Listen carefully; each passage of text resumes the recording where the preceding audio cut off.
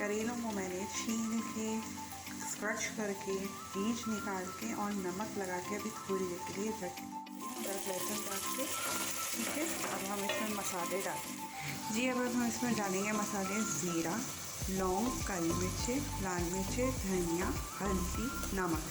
अब हम अपने इस कीमे में डाल के इसको खूब अच्छी तरह भून लेंगे।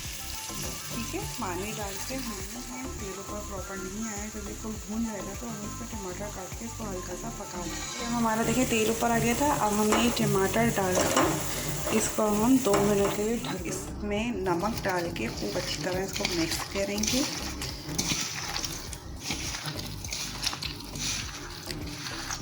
और इसको मिक्स करके हम इसको धोएंगे। 2-3 बार इसको ऐसे रगड़ के वॉश करेंगे। अच्छी तरह 5-6 दफ़ा वॉश करिए नमक डाल के।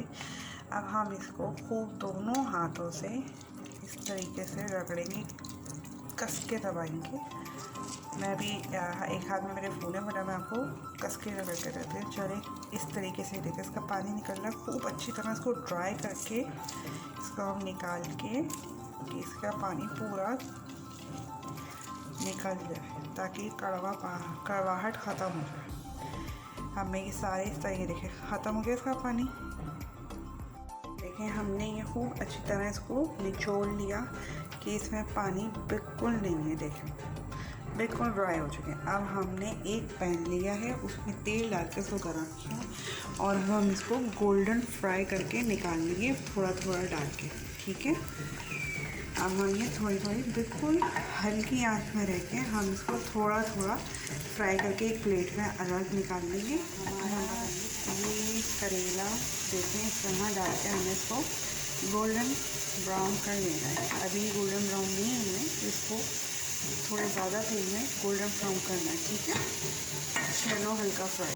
ये हमारा कीमा भून गया है, टमाटर भी हमारे भून गए, तेल ऊपर आ गए हैं। अब हमने ये जो फ्राई करेले रखे थे, अब हम इसमें डाल के 10 मिनट के लिए दम पे लगा देंगे ताकि हमारे करेले गल जाए अच्छी तरीके से।